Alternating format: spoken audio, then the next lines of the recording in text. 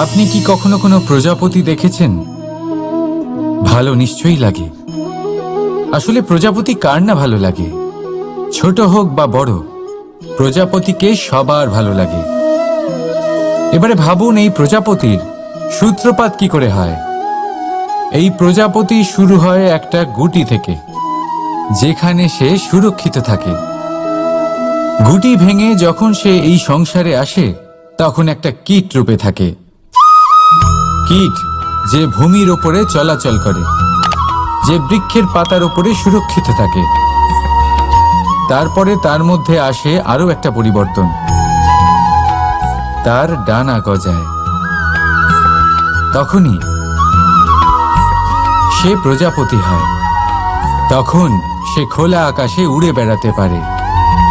সুন্দর সুন্দর পুষ্প থেকে সে মধু পান করে। কখনো ভেবেছেন যে প্রজাপতি ছাড়া আর কেউ এটা পারে না কেন? কারণ সে সেই গুটি থেকে বেরোতে পারে। যদি সে সেই গুটি থেকে নাই বেরোতো, সে উড়তেই পারত না, কখনো প্রজাপতি হতেই পারত না। আমাদের সাথেও ঠিক এটাই হয়। আমরা সবসময় সেখানেই থাকতে চাই যেখানে আমরা সুরক্ষিত থাকি। সেই সুরক্ষা চক্রেই আমরা থাকতে চাই, কিন্তু এই বিকাশ সুরক্ষা সীমা পার হওয়ার পরেই অর্জন করা যায়। তাই যদি আপনি জীবনে বড় কিছু করতে চান, মহান কাজ করতে চান, নিজের ব্যক্তিত্ব তৈরি করতে চান, তাহলে এই সুরক্ষা চক্র ভুলে যান। সুরক্ষা সীমা লঙ্ঘন করুন, এগিয়ে যান। প্রতিকূলতার সম্মুখীন হন, কঠিন পরিস্থিতির সম্মুখীন হন, সাহস করে এগিয়ে চলুন, আরো শক্তিশালী হয়ে উঠুন। তবেই আপনি জীবনে কিছু করতে পারবেন, তবেই আপনার ডানা গজাবে, আর তবেই আপনি এই সুন্দর আকাশে উড়ে বেড়াতে পারবেন। রাধা রাধা। আমাদের কোনো স্থানে পৌঁছতে গেলে একটা মাধ্যমের প্রয়োজন হয়। কিছু মানুষ এই মাধ্যমকে রাস্তা বলে, কেউ পথ বলে, আবার কেউ বলে সরণি। মানুষ নিজের লক্ষ্যে পৌঁছানোর জন্য এই পথেরই খোঁজে থাকে। কিন্তু মানুষ একটা কথা বুঝতে পারে না, যে এই পথে এগোতে গেলে এই পথকে পিছনে ঠেলাও অত্যন্ত প্রয়োজন। যদি এটা করার ক্ষমতা আপনার না থাকে, তাহলে আপনার পথ আপনাকে লক্ষ্যে পৌঁছতে দেবে না। দ্বিতীয় কথা,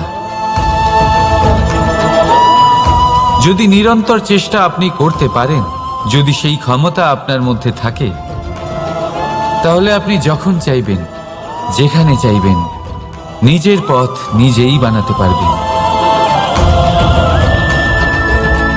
রাধা রাধা। আমাদের সব থেকে ভালো লাগে বিজয়, সব থেকে অপ্রিয় হলো পরাজয়।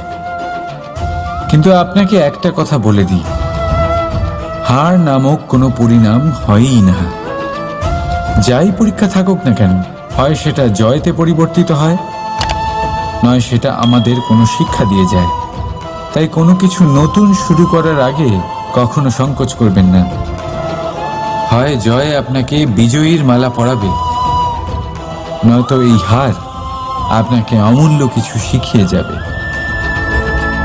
রাধা রাধা। এই ছোট কাঠের ডাল দেখতে পাচ্ছেন আপনি? একটা বৃক্ষ থেকে এরম হাজার হাজার ডাল পাবেন, যা দিয়ে আপনি আগুন জ্বালাতে পারবেন, যা নিজে জ্বলে আমাদের ভোজন বানাতে সাহায্য করে থাকে, যা নিজে জ্বলে অন্ধকারে আমাদের আলোকিত করে।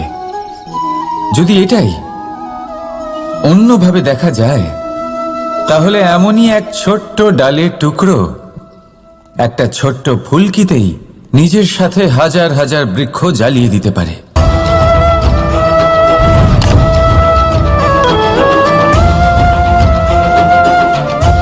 পার্থক্য কোথায়? পার্থক্য হলো শুধু দৃষ্টিভঙ্গিতে, মানসিকতায়। যদি এই মন শীতল রাখেন, শান্ত রাখেন, তাহলে অসংখ্য মানুষের জীবন আলোকিত করবেন।